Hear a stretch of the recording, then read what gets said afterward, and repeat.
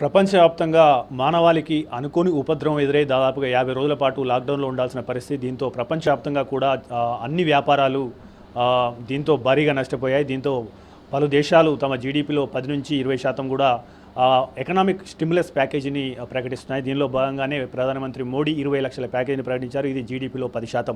దీనికి సంబంధించిన విషయాలను నిర్మలా సీతారామన్ నిన్న కొన్ని వెల్లడించారు. ఇందులో భాగంగా 3 లక్షల కోట్ల రూపాయలు మేము ఎంఎస్ఎంఈలకు రుణాలుగా అందిస్తామని చెప్పారు.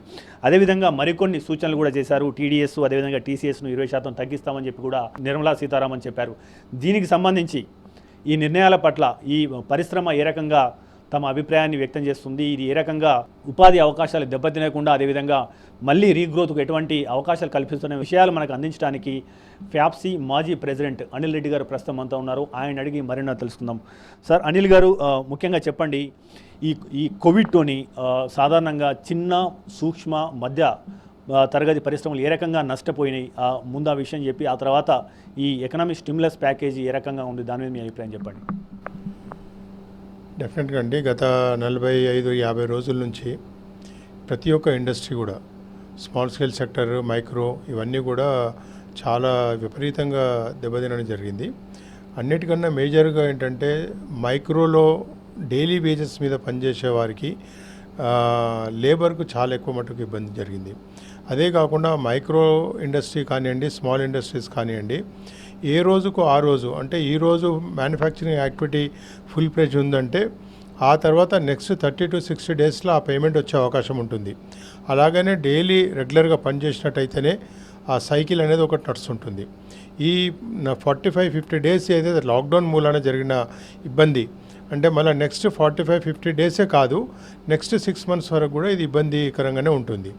కానీ నిన్న మొన్న ప్రధానమంత్రి గారు తర్వాత ఫైనాన్స్ మినిస్టర్ గారు మనకి ఏదైతే ప్యాకేజ్ ఇచ్చారో దీన్ని మనము కొంచెం క్షుణ్ణంగా పరిశీలించినట్టయితే ఏదైతే ఇండస్ట్రీ బాడీస్ గత 30-40 రోజుల నుంచి ప్రతి ఆర్గనైజేషన్, దేశంలో ఎన్నో ఆర్గనైజేషన్స్ ఇటు ఇండస్ట్రీ మినిస్టర్కు కానివ్వండి, ఎంఎస్ఎంఈ మినిస్టర్ కానివ్వండి, ఫైనాన్స్ మినిస్టర్ కానివ్వండి, ప్రతి స్టేట్ గవర్నమెంట్, సెంట్రల్ గవర్నమెంట్కు ఇండస్ట్రీకు కావాల్సిన రిక్వైర్మెంట్స్ ఇమీడియట్గా షార్ట్ టర్మ్ మెజర్స్ ఏం కావాలి, షార్ట్ టర్మ్ రిక్వైర్మెంట్స్ ఏంటిది, లాంగ్ టర్మ్ రిక్వైర్మెంట్ ఏంటిది, సో ఇవన్నీ కూడా ఒక డీటెయిల్గా ఇచ్చిన ఉన్నాయి.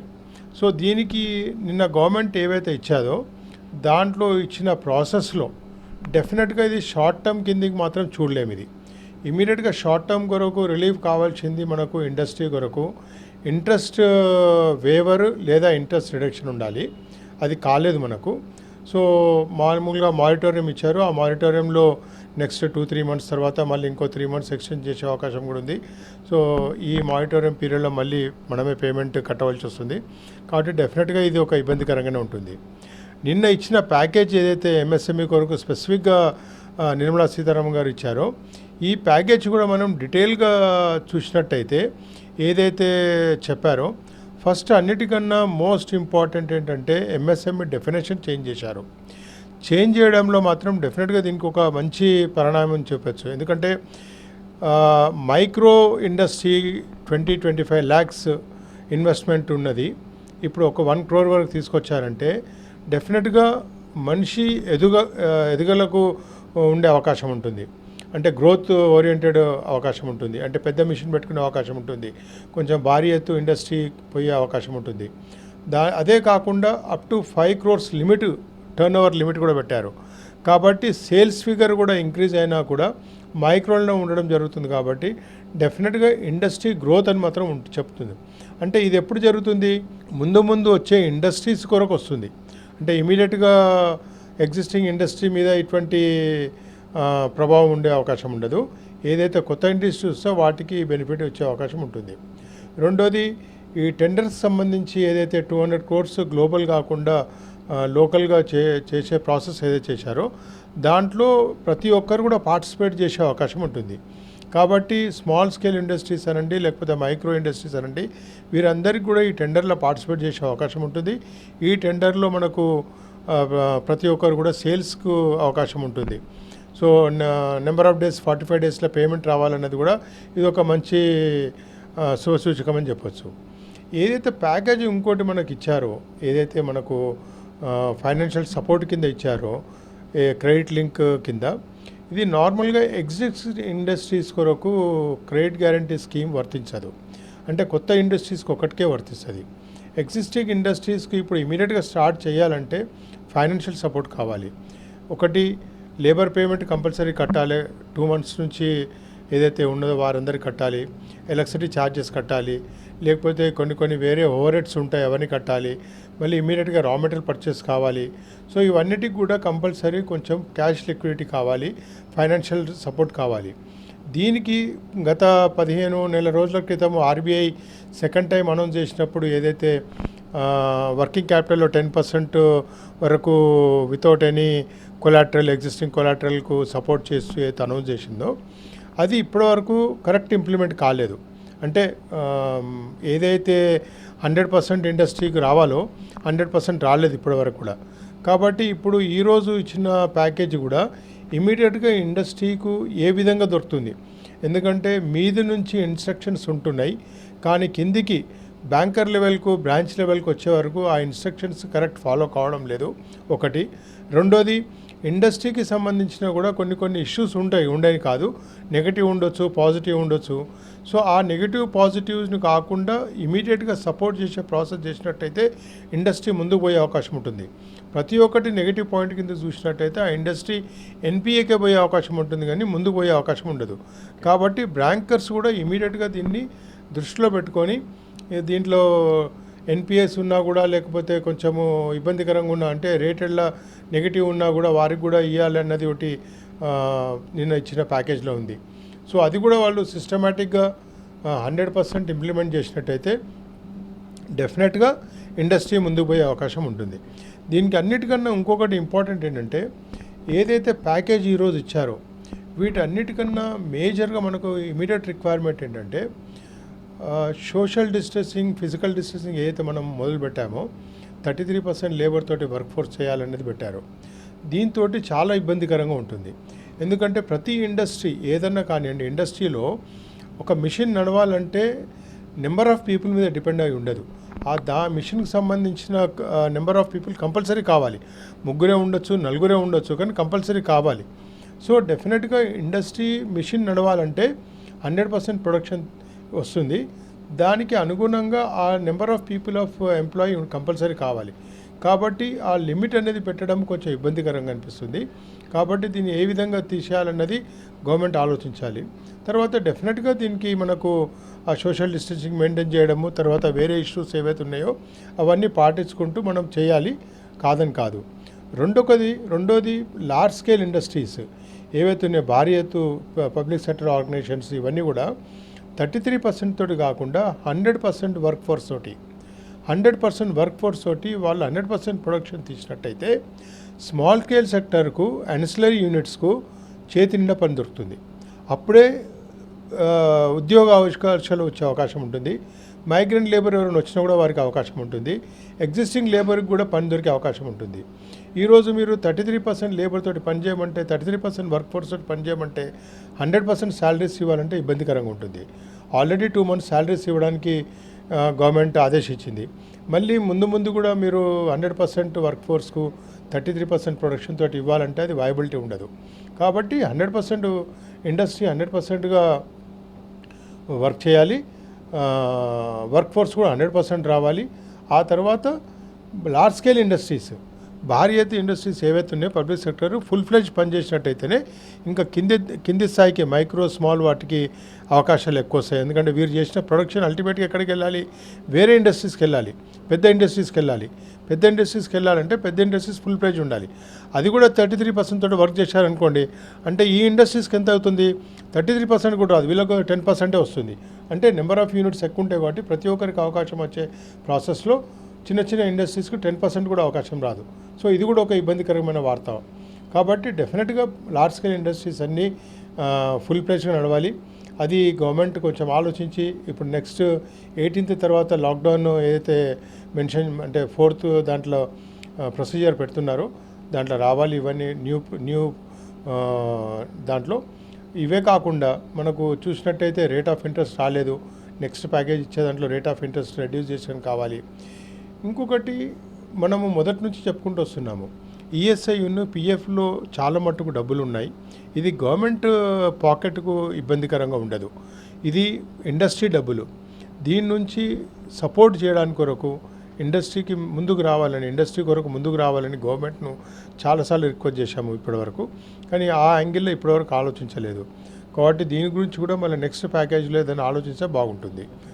తర్వాత టీడీఎస్, తర్వాత టీసీఎస్ ఏదైతే ఇచ్చారో ఇవన్నీ ఎట్లుంటుందంటే, మీకు ప్రాఫిట్ వచ్చినప్పుడు, తర్వాత ఇప్పుడు నా దగ్గర ఒక ఎంప్లాయీ ఉన్నాడు, అతనికి లిమిట్కి దాటిన తర్వాత ఏదైతే శాలరీ ఎక్కువ ఉంటుందో అతనికి టీడీఎస్ డిడక్ట్ చేయాలి. సో ఎవరికి ఇది ఎఫెక్ట్ వస్తుంది? వర్క్ ఫోర్స్కి ఎఫెక్ట్ వస్తుంది, ఇండస్ట్రీ పరంగా ఎఫెక్ట్ ఉంటుంది నేను అనుకోనిది. కాబట్టి ఇది డిఫరెంట్ యాంగిల్లో డిఫరెంట్ ఇండస్ట్రీ ప్రకారంగా ఎఫెక్ట్ ఉంటుంది. కాబట్టి ఇది డైరెక్ట్ ఇండస్ట్రీ కొరకు ఈరోజు ఇమీడియట్ ఎఫెక్ట్ వస్తుంది, ఇమీడియట్ ఇది లిక్విడిటీ ప్రాబ్లమ్ తీరుతుంది అన్నది మాత్రం కాదు. ఇది లాంగ్ టర్మ్లో దీనికి వస్తుంది తప్పించి ఇమీడియట్ ఎఫెక్ట్ మాత్రం కాదు.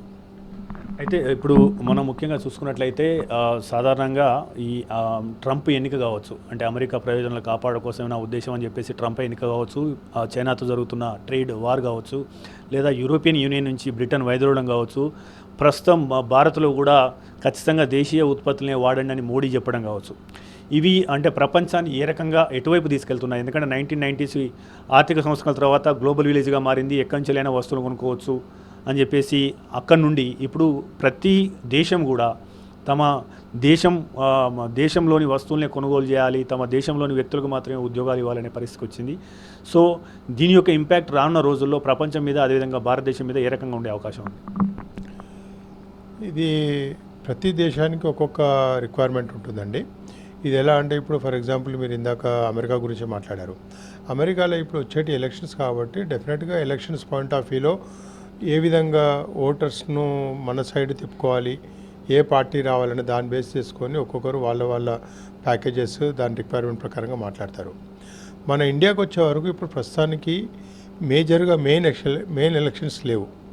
కానీ లోకల్ వోకల్ అన్న వర్డ్ ఏదైతే ప్రధానమంత్రి గారు ఇచ్చారో దీన్ని రియల్గా ఇంప్లిమెంట్ చేయాలన్న గవర్నమెంట్కి ఉండదుంటే, దీనికి ఏం చేయాలంటే గవర్నమెంట్ ఇప్పుడు రేపు నిర్మలా సీతారామన్ గారు రేపు లేదా ఎల్లుండి ఇంకో ప్యాకేజ్ ఉంటుంది, ఫర్దర్గా ఉంటుందని చెప్పిండ్రు. దీనికి ఏం చేయాలంటే స్మాల్ స్కేల్ సెక్టర్ గ్రోత్ కొరకు కొత్త మిషనరీ పెట్టుకోవడానికి కొరకు ఏదైతే స్కీమ్స్ ఉన్నాయో ఆల్రెడీ ఎంఎస్ఎంఈలో ఉన్నాయి, కానీ దాని లిమిట్ ఇంక్రీజ్ చేయాలి. ఈ ఎగ్జిస్టింగ్ ఉన్న లిమిట్ ఇప్పుడు ఎంఎస్ఎంఈ డెఫినేషన్ ఎట్లయితే చేంజ్ చేశారో, మైక్రోకు 20 నుంచి 1 crore చేశారో, అలాగనే దాంట్లో కూడా కొన్ని రైడర్స్ ఉన్నాయి, వాటి కూడా చేంజ్ చేసి మీరు అంటే కెపాసిటీ అంటే 1 crore ఉన్నది 5 crore చేశారనుకోండి, 5 crore మిషన్ కూడా తీసుకురావచ్చు అని పెట్టారనుకోండి. అప్పుడు ఏమవుతుంది, కొత్త మిషన్ వస్తుంది, అంటే మాస్ ప్రొడక్షన్ తీసే అవకాశం దొరుకుతుంది. మాస్ ప్రొడక్షన్ వచ్చినప్పుడు ఏమవుతుంది, మనకు కాంపిటేటివ్నెస్ వస్తుంది, ప్రోడక్ట్ ప్రైస్ తగ్గుతుంది. ఇవన్నిటికీ కావాలంటే ఫస్ట్ మనము ఓపెన్గా ప్రతి ఇండస్ట్రీ, ప్రతి ఇండివిజువల్ సొసైటీ మెంబరు మనం ఒకటి గుర్తుపెట్టుకోవాల్సింది ఏంటంటే, ఈ రోజు నుంచి మనము చైనా ప్రోడక్ట్స్ కొనము అని మనం ఒక ప్రామిస్ చేసుకోవాలి. మనం ప్రతి ఒక్క ఇండివిజువల్ ఎవరైనా కానివ్వండి, చైనా ప్రోడక్ట్స్ మనం తీసుకోమని చేసినట్టయితే డెఫినెట్గా నెక్స్ట్ 3 months తర్వాత మీరు చూడండి, మన ఇండియాలో 200% ప్రొడక్షన్ ఇంక్రీజ్ అయ్యే అవకాశం ఉంటుంది. ఆ 200% ప్రొడక్షన్ ఇంక్రీజ్ కావాలంటే ఈ ఎంఎస్ఎంఈలో కొన్ని స్కీమ్స్ ఏవైతున్నాయో దానికి లిమిట్ పెంచడము, తర్వాత బ్యాంక్ లోన్ ఉంటేనే ఆ లోన్ వర్తిస్తుంది అన్ని కొన్ని చిన్న రైడర్స్ ఉన్నాయి, అంటే కొన్ని షరతులతో కూడిన ఇబ్బందులు ఉన్నాయి. సో అవన్నీ కొంచెం సడలింపు చేసినట్టయితే 1 సంవత్సరం వరకు డెఫినెట్గా భారీ ఎత్తున ఇండస్ట్రీ గ్రో అయ్యే అవకాశం ఉంది, ఫర్దర్ కొత్త ఇండస్ట్రీస్ వచ్చే అవకాశం ఉంటుంది. తర్వాత యంగ్ ఎంటర్ప్రీనర్స్ ఎవరైతే బిజినెస్ చేయాలనుకుంటున్నారో, ఎంటర్ప్రీనర్షిప్ స్కిల్స్ ఉన్నవారు, ఇండస్ట్రీ పెట్టాలనుకునే వాళ్ళు, వారందరూ వచ్చే అవకాశం ఉంటుంది. కాబట్టి ఈ స్కీమ్స్లో కొంచెం సడలింపు చేసినట్టయితే నెక్స్ట్ ఇచ్చే ప్యాకేజెస్లో దాంట్లో ఎక్కువ మట్టుకు ఫైనాన్షియల్ బర్డన్ ఎక్కువ ఉండదు, డెఫినెట్గా ఉంటుంది గవర్నమెంట్కు, కానీ వేరే విధంగా ఎక్కువ ఉండదు, కానీ మాస్ ప్రొడక్షన్ వచ్చే అవకాశం ఉంటుంది. ఒక్కసారి మాస్ ప్రొడక్షన్ వచ్చినప్పుడు లోకల్గా అవైలబిలిటీ ఆఫ్ ది ప్రోడక్ట్స్ దొరుకుతుంది. కాబట్టి ఇటువంటి వాటికి లోకల్గా అన్నప్పుడు డెఫినెట్గా మనకు ముందుకు పోయే అవకాశం ఉంటుంది, గ్రోత్ కూడా ఉంటుంది బాగా.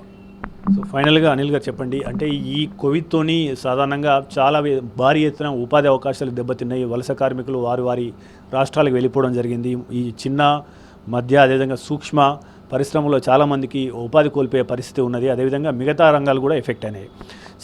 ఇది మనకు స్పష్టంగా అమెరికా మార్కెట్లో కనబడుతుంది. అక్కడ ఎప్పుడూ లేనంతగా నిరుద్యోగం పెరిగింది. భారతదేశంలో ఈ పరిస్థితి ఏ రకంగా ఉంది? ఉపాధి అవకాశాలను సృష్టించాలంటే ప్రభుత్వం ఏం చేస్తే బాగుంటుంది?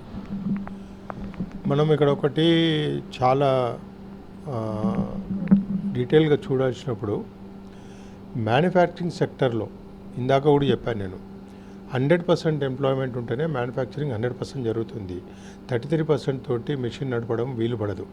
అంటే మిషన్ నడవడం ఒకసారి స్టార్ట్ చేసామంటే ప్రొడక్షన్ టోటల్ తీసుకోవాలి, దాంట్లో రెడ్యూస్ చేసే అవకాశం ఉండదు. కావాలనుకుంటే 2 రోజులు నడిపించుకొని 3వ రోజు బంద్ పెట్టుకునే అవకాశం ఉంటుంది తప్పించి, ఆ రోజు మిషన్ నాకు గంటకు 100 కిలోలు వచ్చేది 50 కిలోలే కావాలంటే కాదు. అంటే ఒక్కసారి మిషన్ ఆన్ చేసామంటే పవర్ కన్జంప్షన్ ఉంటుంది. కాబట్టి పవర్ కన్జంప్షన్ వేస్ట్ చేసుకోకుండా ఉండడానికి కొరకు కంటిన్యూస్ ప్రాసెస్ ఇండస్ట్రీస్ ఉంటాయి ఇవన్నీ. కాబట్టి డెఫినెట్గా 100% ప్రొడక్షన్ తీయాలి.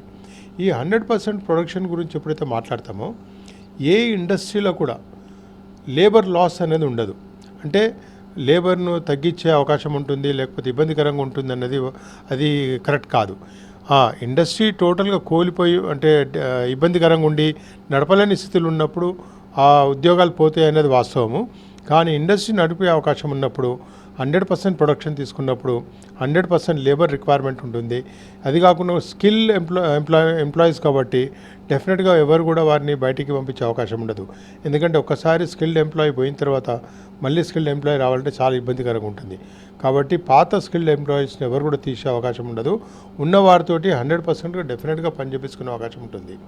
అదే సర్వీస్ సెక్టర్లో మీరు అన్నట్టు ఈ ఇబ్బందికరమైన వాతావరణం ఉండే అవకాశం ఉంటుంది. ఇది మన హౌసింగ్ సెక్టర్ కానివ్వండి, ఇన్ఫ్రాస్ట్రక్చర్ కానివ్వండి, లేదా ఐటీకి సంబంధించింది కానివ్వండి, వీటిలలో మాకు లేబర్ తక్కువ అవకాశం ఉంటుంది. లేకపోతే స్కిల్ ఉన్నవారు కూడా తక్కువ చేసుకునే అవకాశం ఉంటుంది. ఆ స్కిల్ ఉంటుంది, ఇద్దరికి ఉంటుంది, కానీ ఒకరిని పెట్టుకుంటారు, 24 గంటలు పని చేయించుకుంటుంటారు. సో ఇటువంటి అవకాశం ఉంటుంది. కానీ ఇండస్ట్రీలో అలా చేసుకునే అవకాశం లేదు. ఒక్కరితోటి మిషన్ నడిపించే అవకాశం లేదు. కంపల్సరీ మిషన్కు కావాల్సిన నెంబర్ ఆఫ్ ఎంప్లాయీస్ అయితే కావాలో కంపల్సరీ వారందరూ కావాలి. కాబట్టి మ్యానుఫ్యాక్చరింగ్ సెక్టర్లో లేబర్ తక్కువ అయిపోతారు, లేబర్కి ఇబ్బందికరం అవుతుంది, జాబ్స్ పోతాయి అన్నది కరెక్ట్ కాదు. ఇది అనిల్ రెడ్డి గారి విశ్లేషణ. ఎప్పుడైతే ఈ 20 లక్షల ప్యాకేజీ కొద్ది వరకు మాకు ఉపయోగపడుతున్నా కానీ, ముఖ్యంగా మారిటోరియం విధించి 3 నెలలు వాయిదాలను ఎక్స్టెండ్ చేశారు తప్పించి అందులో ఎలాంటి వడ్డీ రాయితీ లేదు. అదేవిధంగా ఇందులో వడ్డీని రాయితీ లేదా మినహాయింపిస్తే పరిశ్రమలకు తక్షణంగా ఉపయోగపడుతుంది. అదేవిధంగా మ్యానుఫ్యాక్చర్ సెక్టర్ను పూర్తిగా 33% కాకుండా పూర్తిగా సడలింపించినప్పుడే పూర్తి స్థాయిలో పనిచేసి ఎక్కువ మందికి ఉపాధి దొరికే అవకాశాలు ఉంటాయని చెప్పేసి అనిల్ గారు చెప్తున్నారు. ఏది ఏమైనా కానీ భారత్లో ఉపాధి అవకాశాలు పెరగాలంటే మాత్రం దేశీయ ఉత్పత్తులనే తప్పనిసరిగా కొనుగోలు చేయాలి, అప్పుడే ఉపాధి అవకాశాలు మెరుగవుతాయని చెప్పేసి ఆయన చెప్తున్నారు. కెమెరామెన్ పాషాతో నవీన్ రెడ్డి, HMTV, హైదరాబాద్.